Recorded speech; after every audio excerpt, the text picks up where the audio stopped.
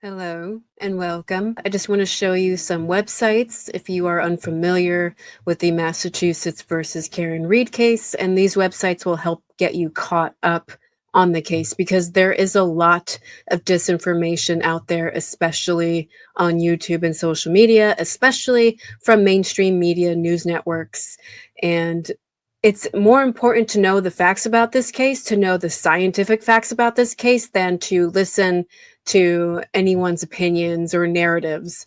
Like, my advice to you is to learn the facts, learn the science, learn the real evidence, and then decide for yourself. A majority of people watching this case all around the world consider Karen Read innocent. A majority of people. And by that, I'm referring to the numerous online polls I have observed myself, I have directly witnessed since the first trial, since the 2024 trial. We are into the second trial now in 2025. Today is actually day 6 on April 29, 2025. So again, from my observation, again, I have directly witnessed these online polls. Every single one of them is anywhere from 80 to 90% of people polling. Anywhere from 80 to 90% of people observing this case and listening to all the facts consider Karen Read innocent. So let's look at these websites so that you are familiar with the backstory. Now, this one is the official Free Karen Read Legal Defense Fund website, and it is, if you just type in on any browser, freekarenread.net, it's also on my stream right here on the bottom of the screen. You can see it. Please visit www.freekarenread.net to donate to Karen Read's Defense Fund. And when you type it in, it changes automatically to payit2.com. So that's normal. And it should appear like this.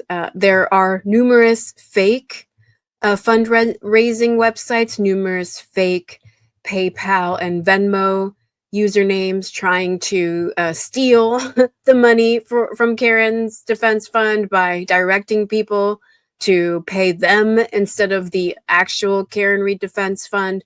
So it's just my way of helping you all know where to go. And the goal is $2 million. And right now they are at $218,507. And I'm just going to read the description right here briefly. It reads, Karen Read is a former financial services professional and college lecturer. On January 29, 2022, Karen Read discovered her boyfriend, Boston police officer John O'Keefe, dying in a blizzard outside the home of another police officer. Karen has been wrongfully accused of John's murder, but is investing everything she has to fight for her freedom and for justice for John. Funds are being raised to pay expenses related to Karen's legal defense, including legal and expert fees and costs. All surplus proceeds will be donated to the New England Innocence Project of Cambridge, Massachusetts. And there's a disclaimer here. Donations are not tax deductible. And this was organized by Worksman, Jacksman, and Quinn, and that is defense attorney Alan Jackson and defense attorney Elizabeth Little. That is their firm in Los Angeles, California. I'm just going to read a few of these recent donations. This was donated today, $100 at 8:32 from another, from an anonymous donator. Prayers for Karen and the defense team every single day. Next one was for $50, shove it up their ass. Next one was $20, donating on behalf of the rage I felt for Karen while Jen McCabe was on the stand today. Free Karen Read. $25, $10, thank you, Jackson, Alessi, Little, and Yannetti. So again, this is the official Karen Read Defense Fund, and there are also PayPal and Venmo user names you can donate to, and I always provide those in the description of every one of my videos that pertain to the Karen Read case. So even if you don't remember this website, just if you are viewing my video and it's about Karen Reed. Just check the description of the video and you will find ways to donate there. And I also want to show you guys this one. This is 34fairviewroad.com. And you can see it at the top here, 34fairviewroad.com. And it's right here on the screen. And these are 3 videos to help you get caught up on the case if you are just entering the case. And they were put together by Aidan Kearney, who is an independent journalist. If you guys don't know, by now, a lot of Karen Reed supporters know who Aidan Kearney is. He also goes by Turtle Boy. But I'm just going to play this briefly. I won't play all the videos. But again, feel free to share these websites, the Free Karen Reed Defense Fund and the 34fairviewroad.com website. Share these links with anyone whom you feel is just entering this case and they need to get caught up. So let's play this one. Jen and Matt McCabe and Brian and Nicole Albert together. This image right here was taken at 9 a.m. on the day John O'Keefe was done. 3 hours earlier, his body was found on that lawn. And that's Jen McCabe's car in the driveway. And there's not much snow there. Well, 2.5 hours later at 11:30, Michael Proctor interviewed Jen and Matt McCabe and Brian Albert, but he didn't interview them here. Why wouldn't he interview them here? Because there was just a murder there. and they all know that, so they can't be in there. So they need to get out of there. So he gives them time. What are they doing in there? They're getting their story straight. Of course they are. And then they're going across town and they're going to have an interview over there, the friends and family meeting. Michael Proctor doesn't record anything and just, he knows them all, has been friends with all of them. And I'm sure it was pretty informal. Second thing, that there was no interviews conducted by Michael Proctor at on video or at a police station. Not one. Not Karen Reed, not Jen McCabe, not Brian Albert. All of these reports were interviews. Not a single one of them is recorded. So everything you're reading about what witnesses said is the testimony of Michael Proctor, who we know is a liar and an unethical, corrupt cop. So you can't trust anything that he says. Remember the 3-point turn. How do we know Karen Reed did a 3-point turn? She denies it. Jen McCabe and Matt McCabe deny it. Well, because Michael Proctor said that she said it. That's literally all it is. So there's that. Number 48, no one besides Karen Reed was ever considered or treated as a suspect, despite the fact that she has no criminal record, no history of violence, and is a well-respected member of the community. Those things matter during murder investigations. Your criminal background matters. And she was the only one who was ever considered it, despite the condition of his body, despite a serious lack of evidence, despite no taillights being found at the scene, nothing. She was the only one who was ever treated as a suspect in this. They picked. Agreed. And for you guys who don't know, if you follow enough court cases, if you follow enough crime investigations, there usually is investigation material. There usually is investigation videos. There usually is interrogation videos. I mean, people love interrogation videos because you really get to decide for yourself. Is this person suspicious? Is this person nervous? Are they being authentic, as they're communicating with the cops? And you also get to see how the cops are behaving. Are the cops being too hard on this person? Are the cops not asking the right questions? Is this a real interrogation? Or, interrogation videos provide such crucial insight into what's going on with the people involved with the crime, whether they committed it or whether they're connected to it because they're witnesses or they're victims. Interrogation videos, they're all over YouTube. Just go to any major crime, you're going to see an interrogation video, and there isn't one. Guys, there isn't one in this entire investigation. There is not one interrogation video, except when it comes to Karen Reed. There was a half-assed interrogation video that was recorded at the MSP, or maybe it was Canton, but it's just sloppy as hell. It was so clear that Michael Proctor was protecting his friends. And as of April 29, 2025, he's fired. He is fired. And his own department, the Massachusetts State Police, they determined that he was unethical, and he was also in charge of investigating the Sandra Birchmore case. And he lied about that. Multiple Massachusetts state troopers lied about what happened to Sandra Birchmore. You know, guys, and that's another case you should really look into if you haven't looked into it. Sandra Birchmore, her death was deemed a suicide officially. But then her family put money together and they paid for their own medical examiner. And the medical examiner that her family paid for determined that it was a homicide. And her official cause of death now is a homicide. Again, the same people who investigated the Sandra Birchmore case are the same people who investigated the Karen Reed case. And by investigated, I mean they didn't really conduct an investigation. It was half-assed. Again, multiple members of law enforcement were friends with other multiple members of law enforcement, and they were all looking out for each other except for John O'Keefe and Karen Reed. John O'Keefe was a member of law enforcement, but it didn't matter, you know, because he wasn't in the Canton Club. He had never been to 34 Fairview Road before January 28th, 2022, into the morning of January 29.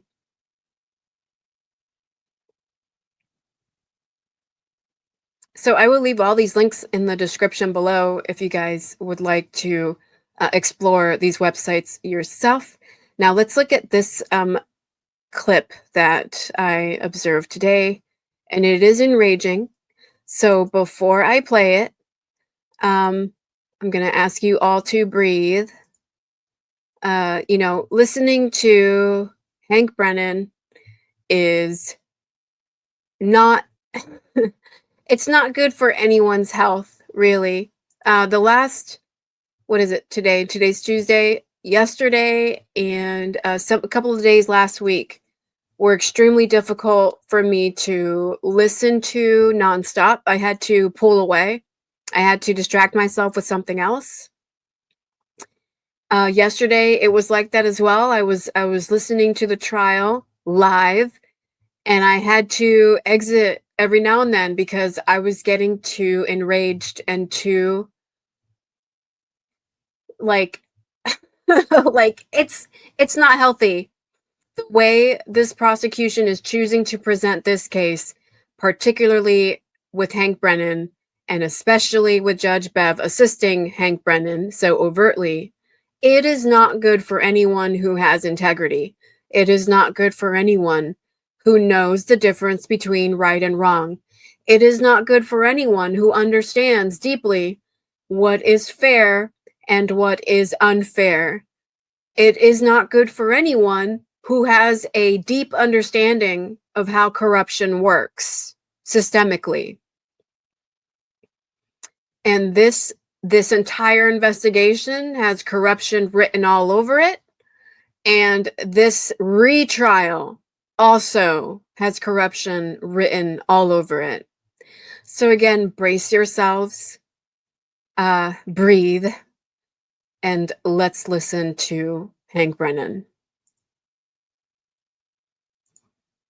In light of yesterday's hearing with the ARCA witnesses, the Commonwealth is going to ask the court to preclude the ARCA witnesses from testifying both about any new testing and any new opinions, and secondly, from testifying about their original opinions turned over in a report prior to last year's trial.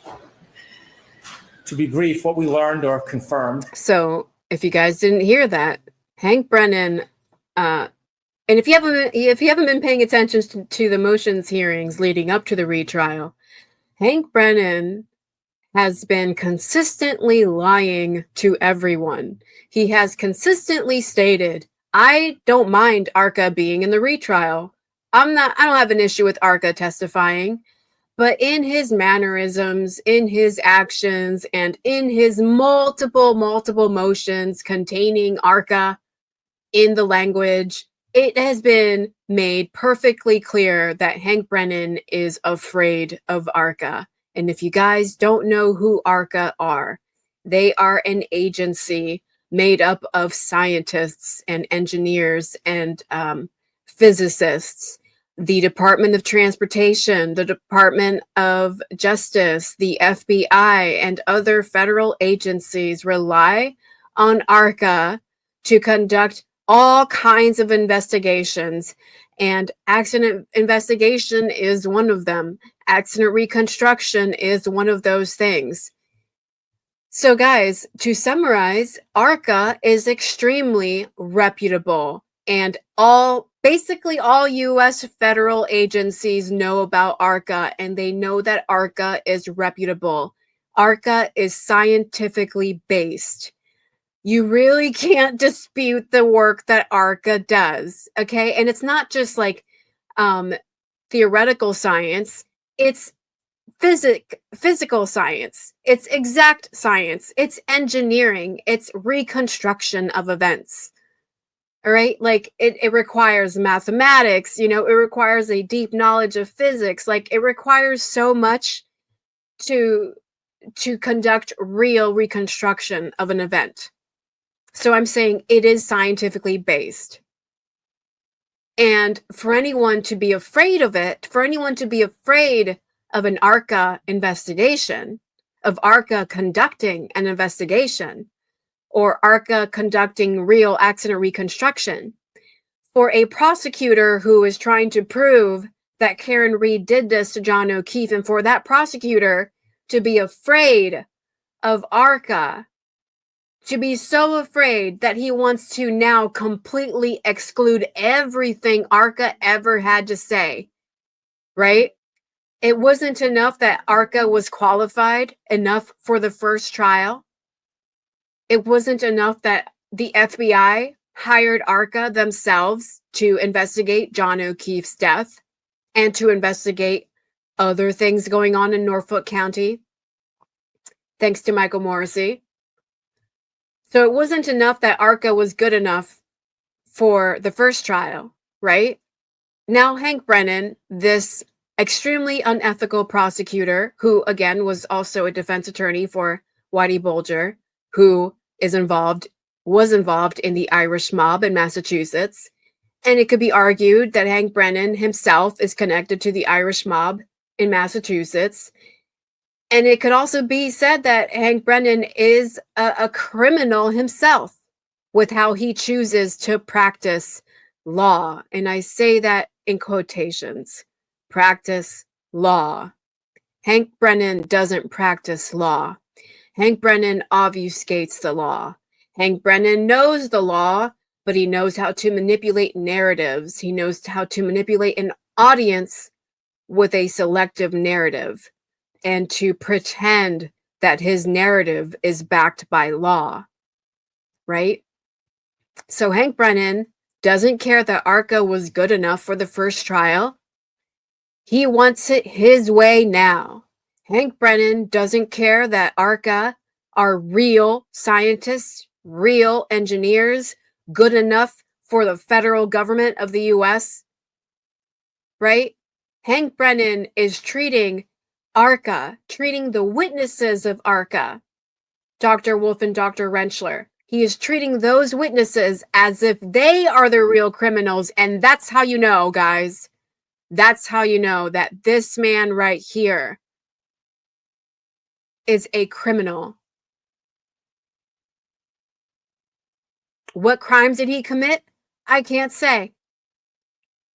But he certainly has the mind of a criminal. For a prosecutor who is trying to prove the guilt of a woman, he is trying to prove that she hit her boyfriend with her SUV. And he does not want one of the best agencies to disprove his theory. This man right here is a criminal. I do not trust him, and I wouldn't trust him if I were 5 feet next to him.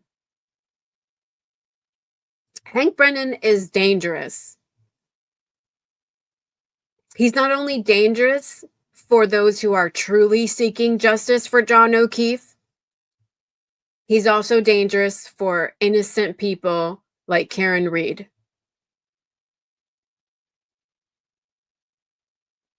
Hank Brennan should not be prosecuting anybody. Hank Brennan doesn't want the facts. He wants his reality. He wants to win. In spite of science, Hank Brennan wants to win.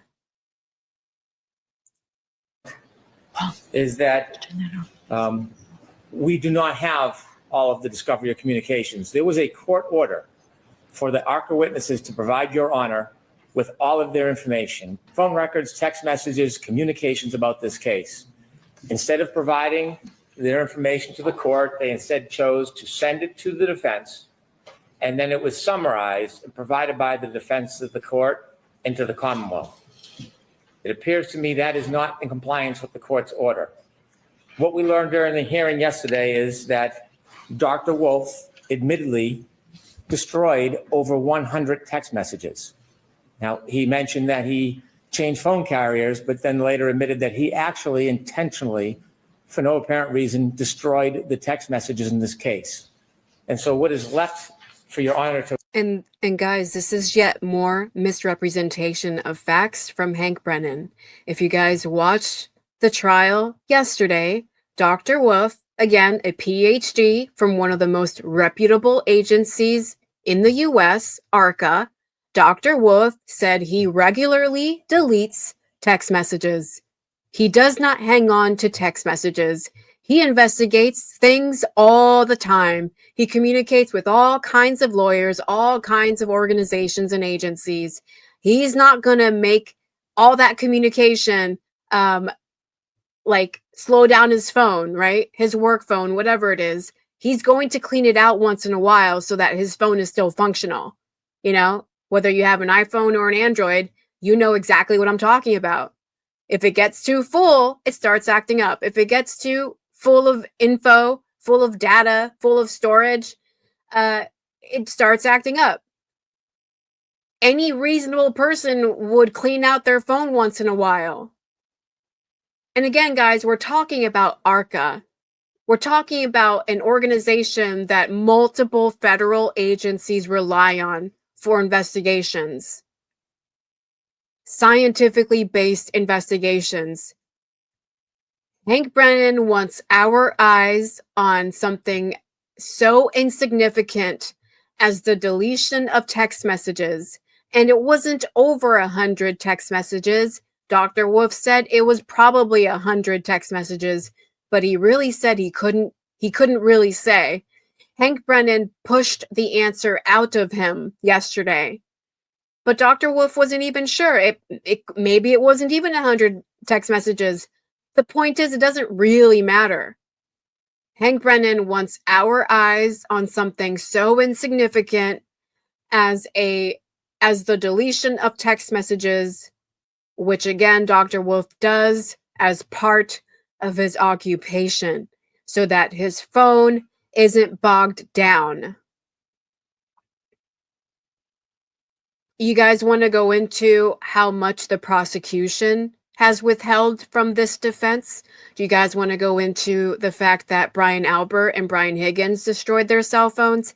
Brian Higgins destroying his cell phone in a way that a criminal would, like in multiple locations. Brian Albert even went into a military base.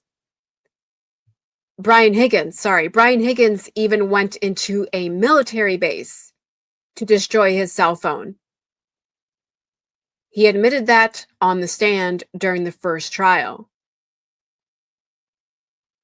But in no way was Brian Albert or Brian Higgins treated like criminals by this prosecution. Brian Albert being the homeowner of 34 Fairview. Brian Albert being the man whose house was never investigated because, according to Michael Proctor, Brian Albert is a cop too. You can't touch him. Brian Albert being the same man who slept through Karen Reed screaming at Carrie Roberts, Karen Reed screaming at Jennifer McCabe when they arrived that morning on January 29, shortly after 6 a.m., and they saw John O'Keefe's body on Brian Albert's lawn. Brian Albert slept through Karen Reed screaming for the loss of her boyfriend. Brian Albert then slept through the police lights, the police coming to his house. Brian Albert then slept through the fire trucks and the ambulance coming to his house. You know, like Carrie Roberts and Jennifer McCabe and even Peggy O'Keefe, they all proved to everyone watching that they don't like Karen Read, and Karen Read was really annoying to all of them that morning. She just wouldn't stop screaming. She just wouldn't stop yelling. She's been accused of being histrionic, you know? A diagnosis that only a psychiatrist could give or a psychologist could give. And they all wanted to portray Karen Read like she was just losing her shit. You know, with all that yelling, right? On Brian Albert's lawn, not once did Brian Albert walk out of his house to see what all the commotion was about. And again, guys, at no point was Brian Albert treated like a criminal by this prosecution. Do you know who this prosecution treats like criminals? The scientists at ARCA who can completely discredit and disprove this prosecution's narrative. To look at is a summary of phone records from the defense and ARCA's information that is passed through the defense to the court. You do not have the text messages. You do not have the content of the text messages. There is no summary of the conversations, dozens and dozens of calls between the defense and the experts. It is difficult to believe that all of those text messages and all of those phone conversations dealt with simply logistics. In fact, we later learned during the questioning of Dr. Renschler, there is much more involved than simply logistics. But to get back to Dr. Wolf, he did not disclose to the court that he was communicating and having conversations on Signal. How odd. An expert using Signal. Never used it before. Dr. Renschler said would not use Signal, never use Signal. But Signal, as we know, is an application that does not create a record of communications. Dr. Wolf maintained on his direct that everything he did was logistics, even when we showed him the direct examinations with comments that asked for input from the defense to questions in a way that would be advantageous to the defense and to thwart the Commonwealth. Dr. Wolf actually still continued to testify that that was simply procedure in logistics, never admitting the fact that there was, in fact, conversations or information exchange about bettering the presentation for the defense. And guys, let's remember that the prosecution in the Massachusetts versus Karen Read case had every opportunity to call the ARCA experts on the stand during the first trial, and they chose not to. I'm going to repeat that again. This prosecution, when it was Adam Lally and McLaughlin and Michael Morrissey, during the first trial, they did not call ARCA on the stand to prove their case, even though they could have, because ARCA was hired by the FBI to investigate John O'Keefe's death, meaning ARCA was a completely independent party that the federal government had hired. The prosecution could have called them on the stand to support their theory, and they chose not to. Could it be they chose not to because the ARCA experts know that John O'Keefe was not hit by Karen Read's SUV? They said it themselves during the first trial. John O'Keefe was never hit by a vehicle. So while you are listening to Hank Brennan give the defense shit, trying to throw shade on the defense over nonsense, remember that this prosecution didn't give a damn about the science in the first place. They did not want ARCA in the first trial, and they do not want ARCA in this retrial.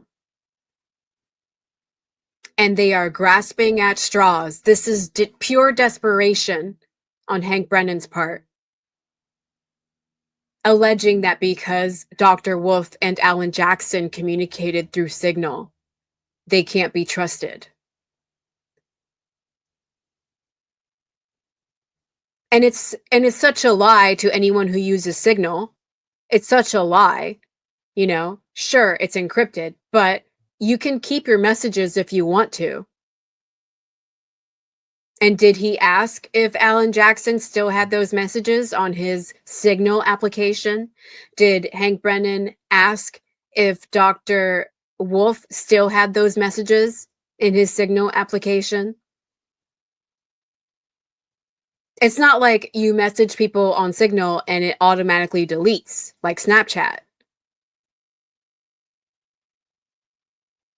It's a messaging application. The messages could still be there, but notice that Hank Brennan not once asked either Alan Jackson or ARCA if those messages are still available. He's jumping to the conclusion that because they communicated on Signal, they're trying to hide something. And at the end of the day, guys, it doesn't really matter what ARCA communicated with the defense team. What matters is the conclusions ARCA made on behalf of the FBI. But notice Hank Brennan doesn't give a damn about their scientific conclusion. Hank Brennan doesn't give a damn what the FBI understands about John O'Keefe's death. Hank Brennan thinks he's above ARCA. Hank Brennan thinks he's above the federal government. This is what you get when you are a mafia attorney. You view the federal government as your enemy. Inevitably, I asked him about the sequestration order and how evasive he was. You simply have to compare him. And I say that, guys, if you don't know, I've mentioned it multiple times in my videos. I don't even trust the FBI. I don't even necessarily trust the federal government in the US. A majority of our tax dollars go to war against my consent. You know, I don't want my tax dollars going to war. I don't want my tax dollars going to murder, you know, but it's not my choice as a citizen here in this country. I could spend days talking about the shady shit that the FBI has done since the inception of the FBI, as well as the CIA, right? I'm saying Hank Brennan has zero respect for science, and he also has zero respect for the federal government. He thinks he's above both the federal government and science. And I'm saying that as someone who doesn't even necessarily trust the US government. Him to Dr. Retrial, who was quite candid. An hour or 45 minutes with Dr. Wolf, difficult getting a straight answer. Dr. Retrial told us more in 5 minutes than Dr. Wolf told us his entire examination. And what we unfortunately learned is that during the trial, when this court had a sequestration order, information was being passed to the experts about witness testimony, in this case, unknown to the Commonwealth, unknown to the court, information, particular information, not general information, witness testimony, issues in the case. We have no idea who is deciding or identifying the issues and who the advantage is given to in describing those issues. But that is witnesses being prepped through an intermediary. So we know the Department of Justice, at least, is violating the order, helping the witnesses along, and then they testify unbeknownst. Wow. You guys see that? Again, he is, and guys, if you didn't watch the trial yesterday, Dr. Wolf made it clear on the stand that the Department of Justice, the DOJ, was watching the first trial in 2024. They were watching it closely, according to Dr. Wolf, the PhD from ARCA. And here is Hank Brennan telling on himself.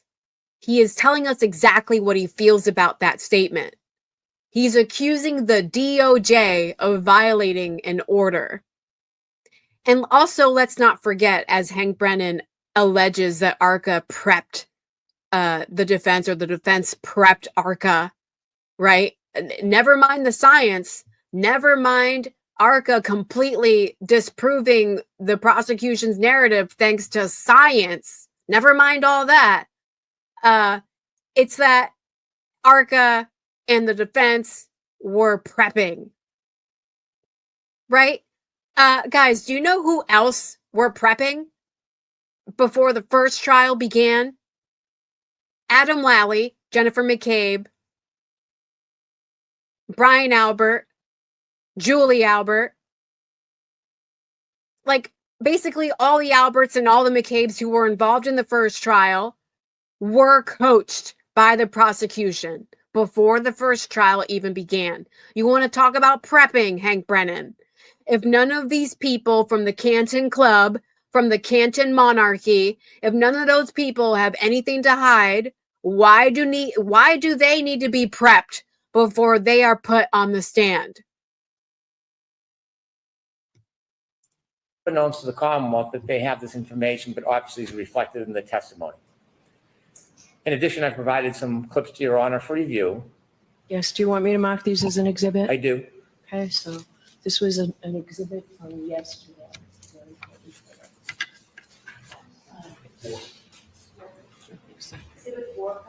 I did have the opportunity to look at them. I suggest that the relationship was not resigned to mere logistics.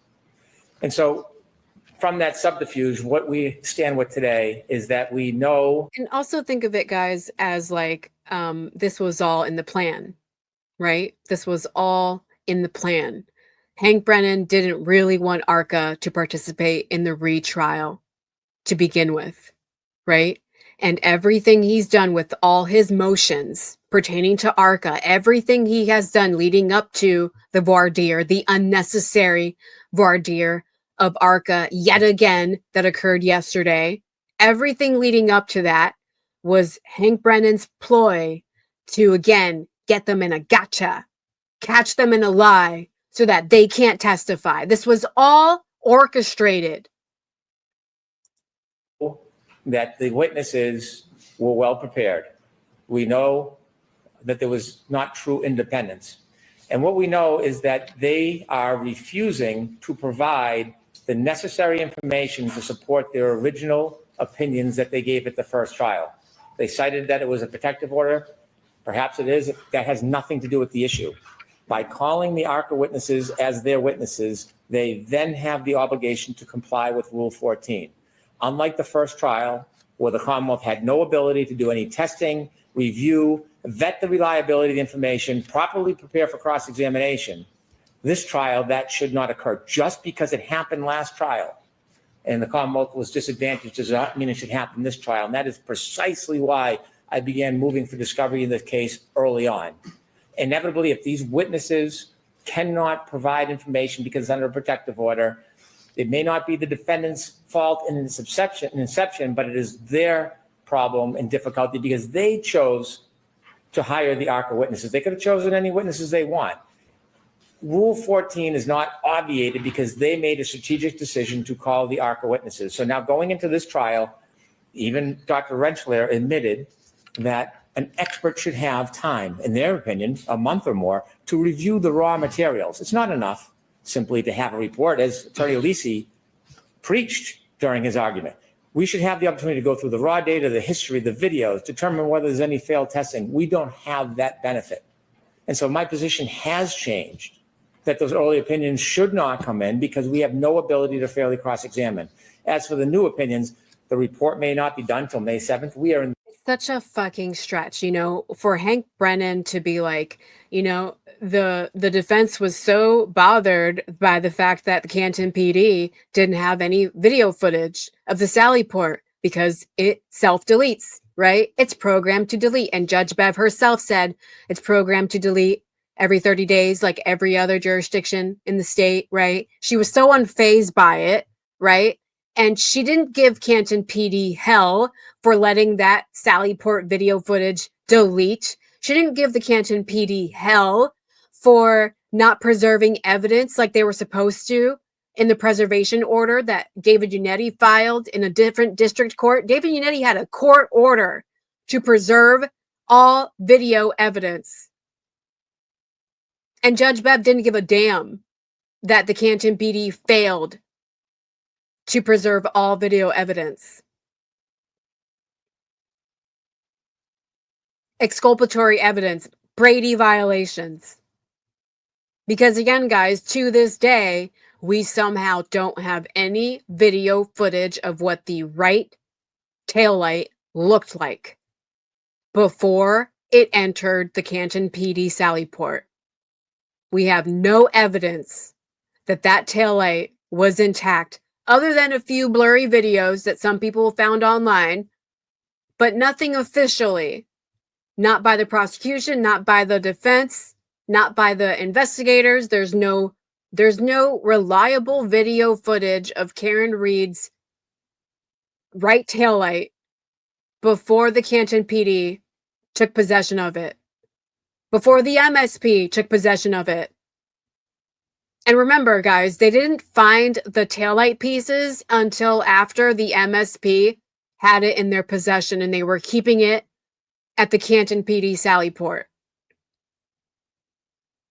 And remember, the video footage they showed from inside the Sallyport was reversed. It was flipped. And it was presented that way on purpose during the first trial. And the only way we learned that it was flipped is because the defense team called it out. Had the defense team not been paying attention, that video footage would have been presented in a way that made it seem like they had no opportunity to mess with the right taillight. So I'm saying, guys, all this to say that there are multiple examples of the prosecution, of the Canton PD, and of the Massachusetts State Police destroying evidence, lying about what happened, obfuscating the facts. But none of those people were treated like criminals by this prosecution or by Judge Beverly Cannoni. David Unetti had a court order to preserve all video evidence, and the Canton PD did not preserve all video evidence. So Hank Brennan comparing the two, comparing ARCA deleting messages and the Canton PD failing to preserve evidence against a court order, they are not one and the same, and Hank Brennan knows it. It's a tit for tat, according to Hank Brennan, but it's not. Don't let him fool you. They're in the middle of trial. Concedingly by the defense, or at least their witnesses, it takes a month to go through the discovery.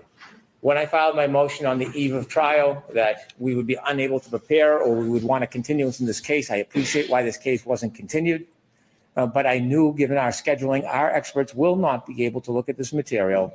Our expert is away until after the first week of May. He is going to be testifying shortly after. He will have no ability to digest this enormous amount of materials, vet whether it's accurate or not, conduct tests to combat it if he thinks that it is inaccurate or unfair.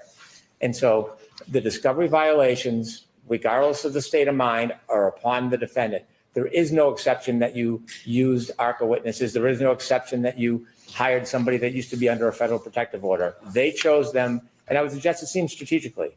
When we noticed we'd have new experts in October, the defense from past experience and probably other experience, but we know from this case, knows the process. They would have to file a TUI letter and wait for a response. And yet they waited until February to seek permission, which then extended their permission past February into March. And then they didn't even start the review until late March. And so it's fundamentally unfair. We should not be placed in the position of cross-examining experts without the fair ability, as any participant, defendant, Commonwealth, any participant would have in a case, to consider and then to rebut. And so for that reason, I ask you to exclude both the new opinions and new testing, and also to exclude the earlier opinions that we will never at this point receive the proper discovery with to prepare. All right, thank you. Such a piss poor human being right here. This man. You know, and look at Karen Reed's father looking at him like, how do you fucking sleep with yourself at night, dude? And look at Karen Reed's brother. He's smirking at Hank Brennan.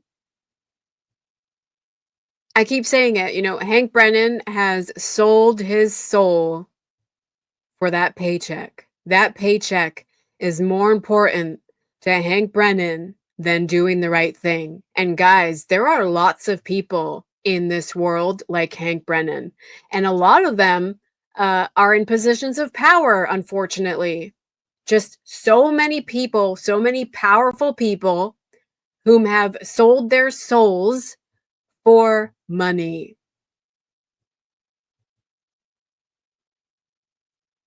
And you know, guys, you can't take money with you. You can't take money with you when you pass away.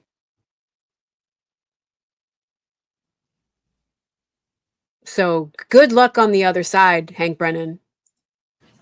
Mr. Lassie, I only have one question for you.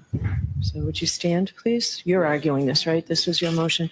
So my question is, how do I reconcile the fact that 100 text messages were deleted by counsel? And we heard yesterday counsel's preferred method of dealing with Dr. Wolf was via Signal. How do we reconcile that with the Massachusetts Rules of Professional Conduct 1.15?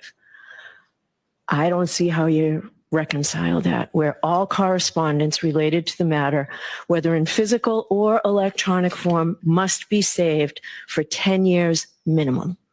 How do you reconcile that? How do I reconcile that? Should I go to the podium? Right there, and I expect a short answer. The short answer, Your Honor, is the rule that you're citing has absolutely no applicability to this proceeding for this. Can I finish my answer, Your Honor? Right ahead. Has no applicability. No applicability for this procedure. That rule is intended to be between an attorney and the client. The court has no jurisdiction to enforce that rule. I agree. That's a different body, but I'm asking you how I reconcile that when I'm trying to figure this out. Mr. Lessie, you know what?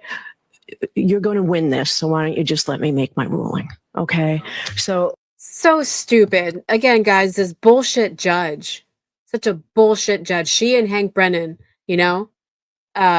Like, she started out that argument, that confrontation with the defense, like, how do I resolve this? How are you guys going to get over this? How are you guys going to convince me that you didn't violate this particular, right?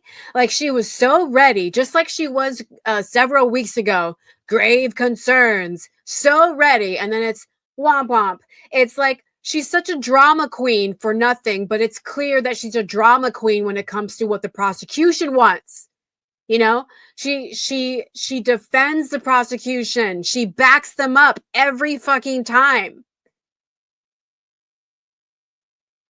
She wanted to present this argument to the defense as if she agreed with Hank Brennan, even though Hank Brennan is completely and utterly full of shit. And she is proving that she too is full of shit. Like, how are you going to be like, how can I resolve that? And I need a simple answer. And then Robert Alessi is like, that rule only pertains to clients and attorneys. So the argument is moot. The argument flies out the fucking window, right? He's won by that point, and she knows it. And she's still trying to get words in. And she's just like, all right, you're going to win this. So let me just have the last word here.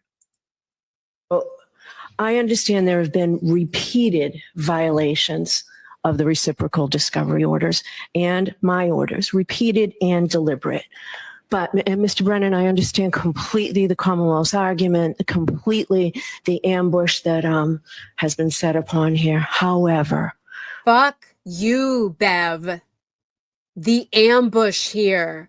Fuck this woman. Again, guys, During the first trial, the defense team were still waiting for discovery as the trial was going on. The defense team was not given a fair opportunity to get all of the evidence before the first trial began, even though John O'Keefe was murdered in January of 2022, and the trial to frame Karen Read didn't begin until 2024. This prosecution had all that time to turn over the defense to the defense all their evidence. And even while the first trial was going on, the defense were still receiving discovery. They were still receiving evidence from the prosecution. And guys, even this year in 2025, the defense received new discovery from the prosecution. How dare Judge Bev accuse the defense of committing discovery violations, but not accuse this prosecution of the same? And you hear her voice as she's referring to the prosecution as if the prosecution are her babies.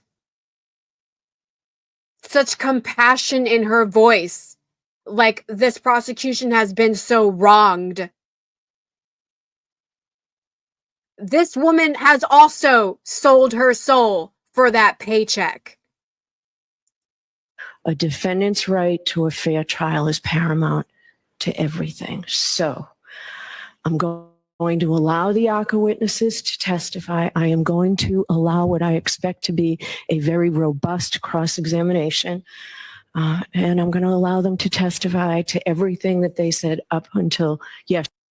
You see that? She highlights the cross-examination, meaning the prosecution's questioning of ARCA. You see that? She's highlighting that, a very robust cross, as in, yes, I'm going to let ARCA in. But I'm going to give the prosecution all the time they want to abuse the witnesses like they did yesterday. I'm going to give Hank Brennan all the time he wants to verbally abuse Dr. Wolf again. She really thinks this defense team has committed multiple Brady violations, multiple discovery violations. And she really has said it multiple times. This is not the first time, guys. She has said it multiple times that it was deliberate. Judge Beverly Cannoni wants the world to perceive the defense as if their actions are deliberate, when everyone paying attention to these details understands fully how reasonable those actions are.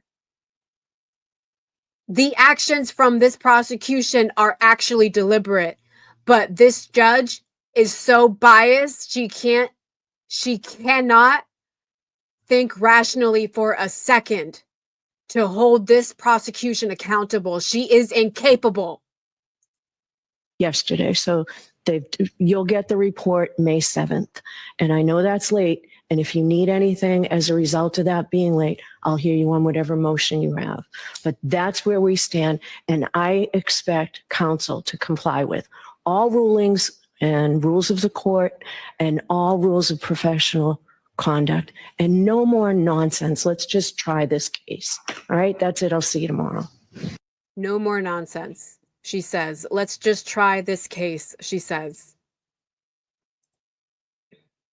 Let's just try this case. No more nonsense, when this entire case in and of itself is nonsense. This entire prosecution in and of themselves are nonsense. Hank Brennan, especially yesterday on April 28th, all you got to do is search on YouTube, Hank Brennan, April 28th, ARCA voir dire. Search it on YouTube. Listen to how Hank Brennan spoke to Dr. Wolf. And she really wants to accuse this defense team of nonsense.